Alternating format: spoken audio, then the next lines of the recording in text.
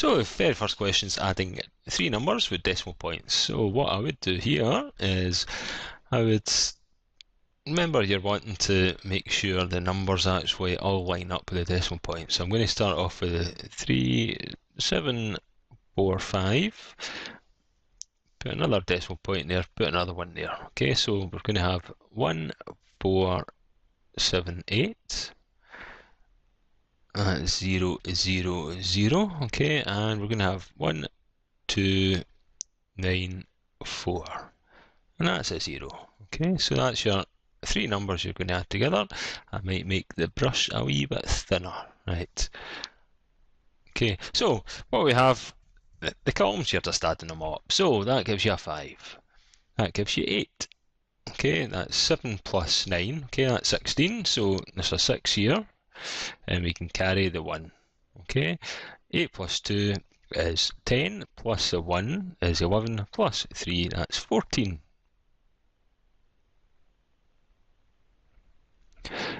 Seven plus 1, and that's 9, and 4 plus 0 is 4, and 1 plus 0 is 1. Okay, and don't forget the decimal point. And that's how you do the very first question. Question B is we're wanting to 147, we're going to then times that by 23. So we just take the 3 and times the 147 by that, okay? So 3 times 7, that is 21. Okay, so I'm going to just carry forward the 2 here. 3 times 4 is 12, so that's plus the 2 is 14. And 3 times 1 is 3, plus the 1 is 4. We're looking at the tens part, okay, so we'll just make that bit 0. 4 times 7 is 14, so 1 or 4 carry on the 1. 4 times 2 is 8, plus the 9 is, sorry, plus the 1 is 9. And 2 times 1, well, that's 2. Okay, and then you just add up these together. So that is going to be, that's 1, that's 8, that's 9 plus 3 is 13. And carry on the 1, and 2 plus 1 is 3. Okay, now in terms of, I normally carry the 1 above, okay, but I've noticed that some of the other books you're carrying it below, okay, it just means the same thing, okay. So that's your adding, and that's your multiplying decimal numbers. So second question is all about rounding, so whether it's decimal places or significant figures. Okay, so if we look at A, right, so that's we're going to look at 34.745. Now it's to two decimal places, which that's your second decimal place. Now what we need to do is we actually need to look at the figure next to it, okay, so the figure in the third decimal place, and that decides whether this number it stays the same or whether it gets rounded up, okay. If that number here is 5 or above, you round it up, okay, so they say 5 or above, give it a shove, and 4 or below, just let it go, right. So two decimal places here, but you look at the third decimal place, that's 5, so we're going to round this up to 5, okay, so that's 34.75. Okay, so that is to two decimal places, but with this you need to look at the third one to tell you if you need to actually round up. B, what we're looking at is 1449. Okay, so this is to one decimal place. We look at the second decimal place to see if we should round it. Okay, now that's a 4, so that just means we're actually just going to keep it the way it is. So this rounded to one decimal place is 1.4. If that was 1.459, that would be rounded to 1.5, but it's not. Okay, so that's 1.4. This one here, significant figures, that can be a bit of a problem, so I'll just rewrite this out. Okay, so read it from left to right. So what we've got here is that's the first three significant figures, okay? But what we then have to do is look at the fourth significant figure, and that dictates whether the third significant figure stays the same or is rounded up, okay?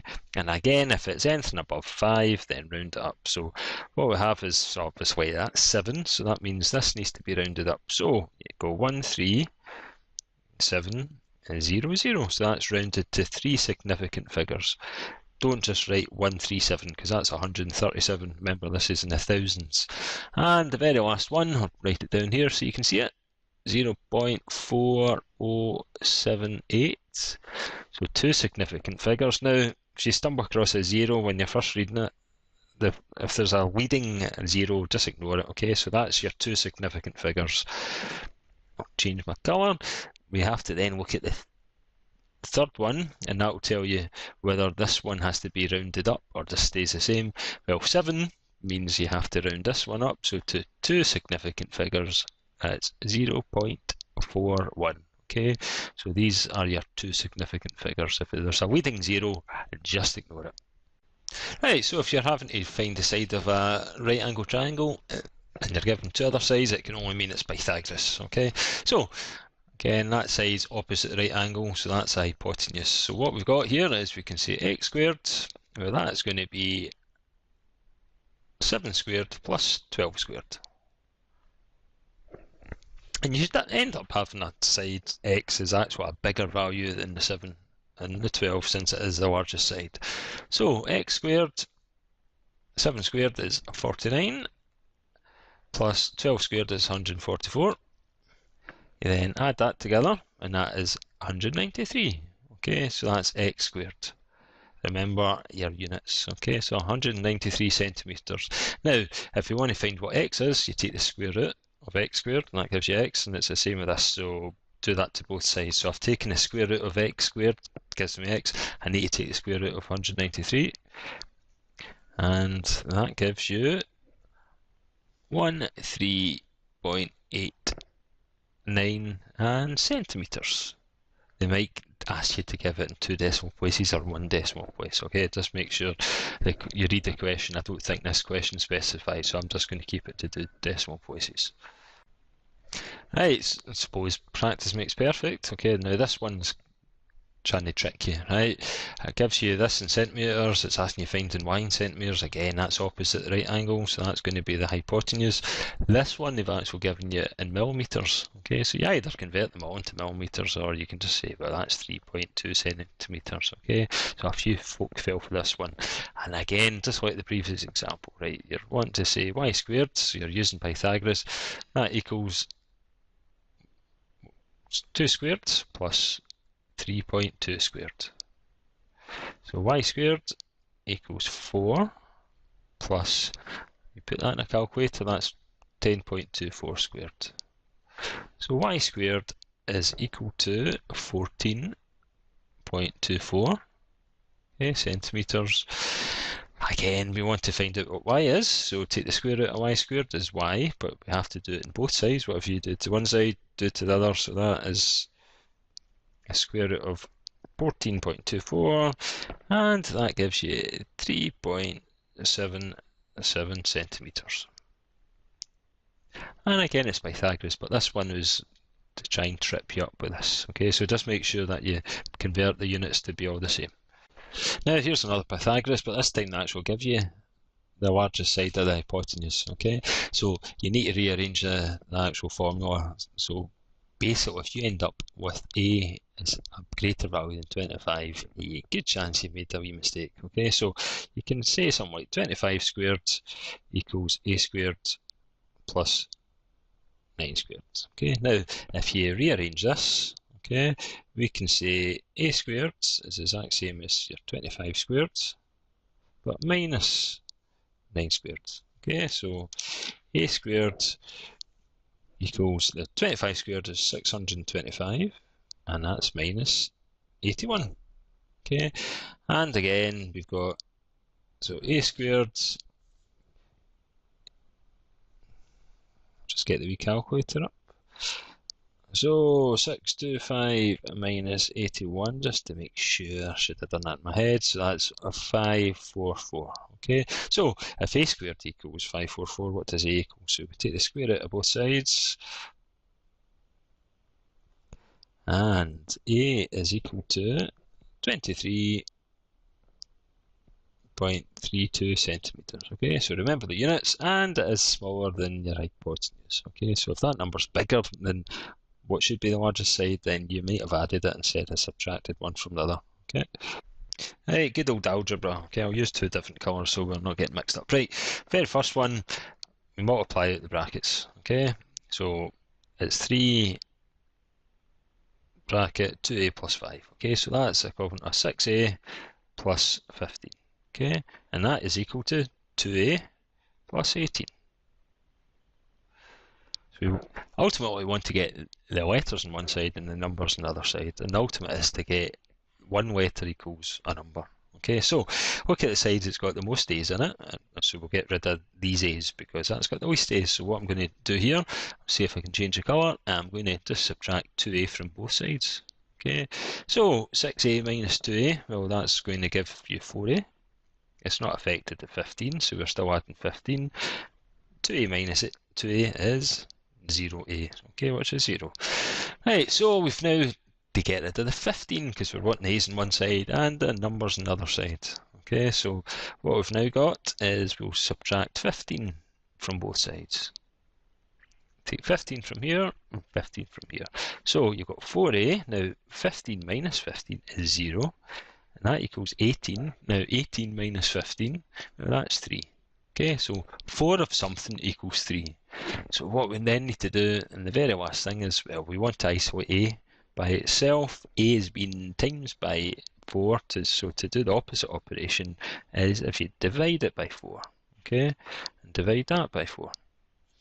So what you've got now is you've got 4a divided by 4 is a, 3 divided by 4 is 3 over 4, so a is equal to 3/4. If you put that back into that equation, you should get 4 times 3/4, okay, and that is equal to 3, which it does. 1 over here, that's a wee bit different, okay, so what we do here, I'll do this the long way round, right, we times each other's side by the other's denominator. Okay, so I'm going to, but what you do to one side, you have to do to another. So I'm going to times both of these by 2. Okay, so what you end up having is 2. I'm going to say x plus 3 over 2. Okay, equals 2 x plus 9 over 3.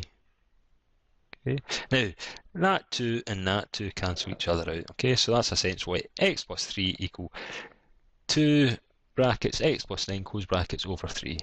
Okay, so what we then need to do, so just double check that you're happy with that, so I've times it by 2. Okay, what we now need to do is times both sides by 3 because we want to try and get rid of this 3. Okay, so to do that, as we then say, well, that's 3 x plus 3 equals 3 times 2 x plus 9 over 3. So that 3 cancels out with that 3.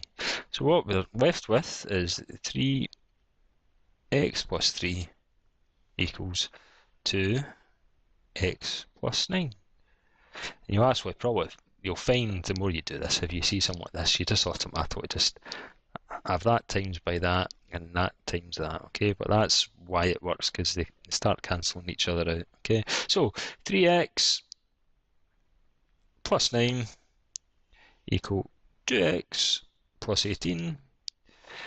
Let us get rid of, we'll get rid of the 2x, no, we'll get rid of the 9 here actually, so subtract 9 from both sides. So that's 3x equal 2x plus 9, because 9 minus 9 is 0, 18 minus 9 is 9, and we'll do the same for, I'll just scroll down a wee bit, so we'll get rid of 2x here, okay, so subtract 2x, so we'll subtract 2x, not the best written 2x in the world, so 3x minus 2x equals 1x, which is just written as x, 2x minus 2x is nothing but we've left with 9, x equals 9, and if you want to put it into the equation away at the top, you can, and you'll find that if x is 9 here and x is 9 here, they both equal the same, which should happen. Okay, so that's your homework there.